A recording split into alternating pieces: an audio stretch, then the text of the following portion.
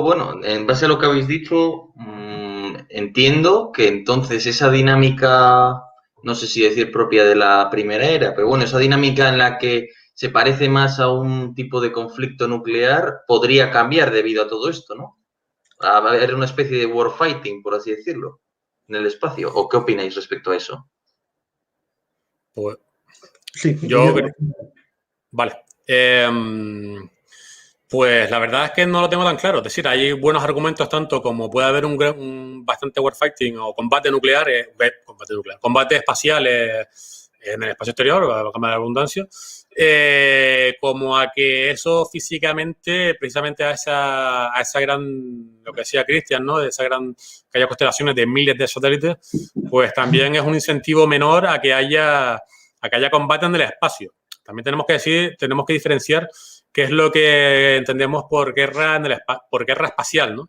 Porque no solamente son armas antisatélites, sino también tenemos que hablar de guerra electrónica, guerra cibernética, y después atacar directamente las estaciones terrestres, espaciales, los puertos espaciales, las fábricas, las rampas de lanzamiento, ¿no?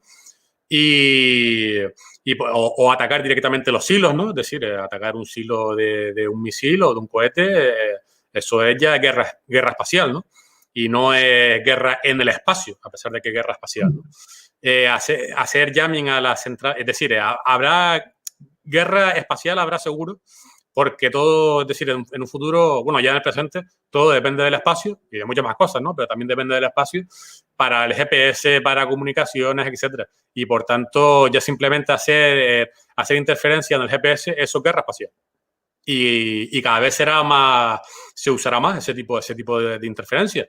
Hemos visto cómo creo que fue el año pasado, cuando las maniobras de la OTAN en Noruega, el Tri-Junter, hubo una gran nube de interferencia en las maniobras, ¿no? Una gran parte de Noruega quedó interferida y eso probablemente fue un ataque ruso, pues yo supongo que no sé si del downlink o uplink de la señal, supongo que el del downlink, ¿no? De la señal del GPS. Y de ahí que el ejército de Estados Unidos y la DARPA, etcétera, como saben que va a haber guerra en el espacio, guerra espacial, seguro, estén desarrollando los pseudosatélites, que no deben ser confundidos con satélites a alta altitud, sino que son simplemente repetidores de señales, ¿no? Simplemente, no es algo complejo, pero bueno. O crear satélites o crear satélites atmosféricos, ¿no? O aviones que están a gran altitud, a 18.000 metros aproximadamente, ¿no? 20.000, 15.000 metros. Y por tanto, guerra espacial habrá seguro. Lo que no tengo tan claro es hasta qué punto habrá guerra en el espacio. Seguramente habrá, pero bueno, esas capacidades existen porque está el famoso Luch ruso, que es un satélite geoestacionario que se dedica a maniobrar a lo largo de los satélites occidentales, ¿no? Y va de satélites geoestacionarios, que son básicamente GPS y telecomunicaciones, va visitando, va ahí haciendo pues para piratear la señal, para recibirla, y electrónica, como interfiriendo directamente en la señal del satélite, atacarle con algún tipo de spray o lanzarles algún tipo de pequeño proyectil, ¿no? Que no genere grandes fragmentos, sino que atraviese el satélite de lado a lado y ya está, ¿no? Y lo deje inutilizado. Y después han habido también combate espacial en el sentido con láser, ¿no? Desde la Tierra y desde el espacio. Desde el espacio más complicado el láser, a menos que sea un láser químico, y eso ya requiere un láser muy grande, ¿no? Porque necesitas acercarte, y si te tienes que acercar, es decir, un láser de muchos kilovatios, ¿no? Pues para eso ya es más eficiente en tamaño y en peso lanzarle pequeños proyectiles, ¿no? Que lanzarle un rayo. Es decir, a menos que tenga un láser químico que sea muy pequeñito, ¿no? Que se logre ese pequeño milagro técnico, o algún tipo de láser eléctrico de generación nuclear, ¿no? Un reactor nuclear y un láser eléctrico. Pero eso también tiene problemas porque habría que refrigerar rápidamente el pulso, ¿no? Pero sí se podrían haber láser desde aviones que asciendan hasta 10.000 metros aproximadamente, y se ahorre buena parte de la difracción de la atmosférica y puedan dañar ligeramente, ¿no? Calentar el casco o el bus del satélite, dañar su panel solar. Los americanos pues tienen el X-37B, ¿no? Que básicamente eso sirve pues para robar satélites enemigos y llevártelo de vuelta a la Tierra, ¿no? O para lanzar otros satélites con armas y maniobrar, lo poco que pueden maniobrar los satélites en el espacio para deshabilitar, ¿no? Hacer pequeñas, como una cizalla, ¿no? Y en fin, es decir, y no hemos hablado todavía de la minería espacial y de la guerra por los recursos en el espacio, ¿no? Que en los próximos años, pero quién sabe dentro de 50, ¿no? De hecho, los americanos ya se están preparando legislativamente para dar cobertura a ese tipo de cosas, ¿no? Ya te digo, no van a pasar en los 10 o 20 próximos años, seguramente, pero en un futuro terminará ocurriendo, tarde o temprano. A ver qué opinas. Y como es Terra Nullius, el espacio, pues si hay un satélite chino minando un cometa, y eso, pues, eso no es tierra de nadie. Se puede poner a 1 metro, aterrizar un satélite americano y ponerse a hacer minería igualmente. Entonces, eso no pertenece a nadie. Y ahí podría haber unos problemas de como no está claramente quién pertenece a quién, pues eso es un terreno abonado para el conflicto, ¿no? Y no tiene pinta de que vaya a haber un congreso de Berlín de 1880 para el espacio, ¿no? Para repartirse la luna, no creo que eso vaya a ocurrir. Porque básicamente ahora ganan los americanos, ¿no? Y cuando los chinos estén ganando, pues no lo van a hacer los americanos porque los chinos tomarían todo de la luna rápidamente, ¿no? Entonces... Perdona, Owen, a ver si le podemos permitir a Cristian comentar, porque yo creo que está con ganas. Claro. A ver, voy a traducir para Damis lo que ha dicho Guillermo, porque voy a decir lo mismo, o sea, al final seguro que el lector de a pie se pierde del oyente. Evidentemente se lucha en el espacio y seguramente se lucha a diario. Lo que ha dicho el satélite ruso es un caso curiosísimo porque hablamos de un satélite que llegado un momento suelta al espacio un segundo satélite que se posiciona cerca de los satélites de la OTAN, no se sabe muy bien para qué, y se ha llegado a dar el caso de que suelte incluso un tercer satélite más pequeño con una misión que sigue siendo desconocida. No se sabe si es un arma cinética, si tiene capacidades de guerra electrónica, si solo es capaz de piratear la señal, de espiar, es indiferente. Pero a mí lo que más me preocupa no es lo que pase ahí arriba. Si yo tuviese que luchar en el espacio y tuviese que enfrentar constelaciones de satélites, que como ha dicho Guillermo es carísimo porque tiene unas dificultades técnicas enormes, yo no atacaría los satélites enemigos. Esa es una posibilidad, está muy bien. Todo el que puede desarrolla armas antisatélite, pero quizá el punto crítico esté en tierra, precisamente en las estaciones de control terrestres, redes informáticas, etc. Si tú puedes lanzar un ciberataque contra las estaciones de control en tierra o un ataque cinético, o sea, si sueltas un misilazo contra las estaciones de control en tierra, te cargas la red de satélites igual. Entonces, quizá el punto más vulnerable siga estando aquí. Y luego ya hay cosas más mundanas del día a día. Sí es cierto que hay otro tipo de ataques, como los de negación de la señal GPS que hemos visto. De hecho, hay 2 artículos en la web. Uno de Federico Supervielle y otro de Fernando Ibáñez, que hablan de los casos conocidos en los que en un momento dado en el Mediterráneo, en el Báltico, etcétera, los barcos se han quedado sin señal de satélite GPS o la señal les ha llevado a kilómetros de distancia de donde realmente estaban. Esas cosas ocurren a diario.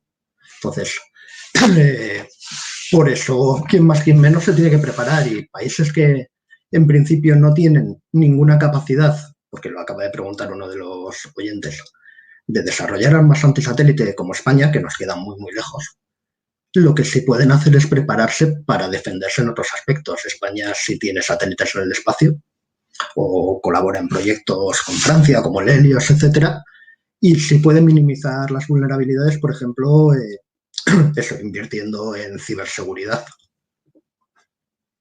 No sé si Guillermo quiere añadir algo a esto. Bueno, que la capacidad de combatir, porque hablábamos que eso de hacer de grandes combates en el espacio, coincidimos en que es poco probable y no sea muy inteligente.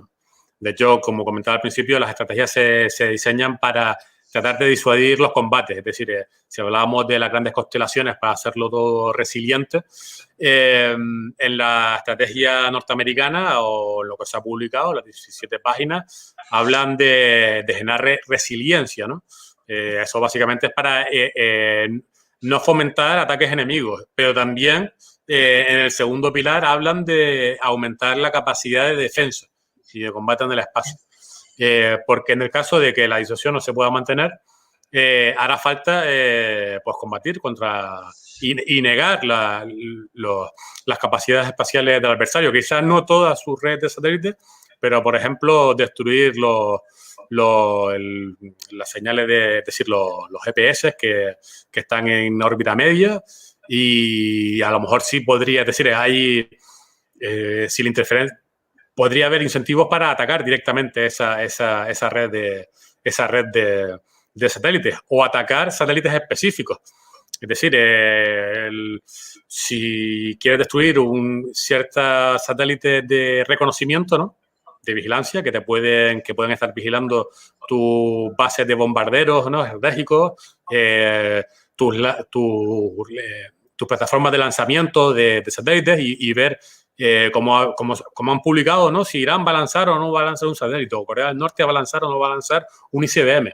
Pues claro, eso en una guerra es súper importante, ¿no? Saber si el enemigo se está preparando para hacer un tipo u otro de operaciones. Y qué tipo de bases están activas, porque tienes que atacar, no vas a atacar las bases. Es decir, normalmente se dispersan las fuerzas en la guerra y no se concentran todas las mismas bases. Tienes que ver cuáles son las bases que están más activas y cuáles tienes que atacar, ¿no? Y, por tanto, a lo mejor te interesa destruir cierto tipo de satélites de reconocimiento, ¿no?, que tengan una órbita polar y puedan ver todo tu territorio, ¿no?, o que tengan una órbita altamente elíptica, ¿no?, y que, por tanto, a la hora de pasar cerca de la Tierra, pues se acerquen mucho y rápidamente y puedan sacar fotografías o imágenes de vídeo, de lo que sea, o de radar, aparato sintética, de algo que no quieres que vean, y entonces te interesa destruirlo. Y, por tanto, no será, esos combates no serán a gran escala, y en el caso de hacerse será como la estrategia nuclear hablamos de control de la escalada, es decir, hacer una guerra, pero controlando que no sea una guerra total, sino mantener el nivel de conflicto limitado en un punto en el cual tú predominas, y, por tanto, te interesa tener cierto armamento para destruir objetivos específicos y que eso no implique una guerra general, sino mantenerlo en ese nivel limitado, ¿no? Y, por tanto, hablar además de lo que hablaba Cristian, efectivamente, de los ciberataques, ¿no?, que puedes tomar el control cibernéticamente de los satélites enemigos, ¿no?, y hacerlos descender y destruirlos, ¿no?, sin necesidad de atacarlos. Y, por tanto, o lanzarles ataques electrónicos, ¿no?, para engañarlos y darles falsas señales, ¿no?, en spoofing se llama eso, ¿no?, que copias la señal, se la vuelvas a avanzar y el satélite no sabe lo que está pasando y no sabe en qué posición está y empieza a maniobrar y a hacer cosas raras, ¿no?, y se quedan utilizados. Y, por tanto, se puede combatir sin necesidad de empezar a lanzar una gran cantidad de misiles de TF-15, ¿no?, como en los años 80, cuando el famoso, esa imagen, ¿no?, cuando el MLV, ese tal. Y también se pueden atacar a ST, es decir, a armas satélites con misiles, sin generar gran cantidad de fragmentos. Por ejemplo, un caso muy curioso es el que hicieron los indios. Los chinos, cuando destruyeron ese satélite en 2007, el famoso caso, generaron una gran cantidad de fragmentos, ¿no?, porque el ataque fue de arriba a abajo y entonces generó una gran cantidad, esparció los restos y todavía hay muchos restos orbitando, a pesar de que han pasado más de 10 años. Sin embargo, los indios lo que hicieron fue lanzar el misil, y cuando se puso por encima de la órbita del satélite, picó, y entonces la gran cantidad de fragmentos pues no se esparcieron por todas las órbitas, sino que fueron hacia abajo y en menos de un año casi todos desaparecieron.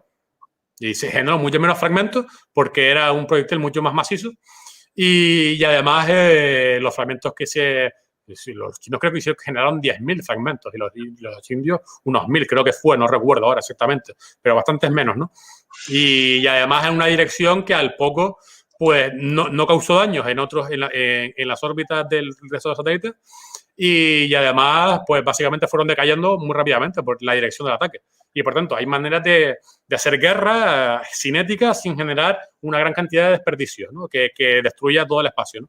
Después se pueden hacer guerra electrónica de interferencia, se puede hacer guerra cibernética para tomar el control de los satélites enemigos y destruirlos.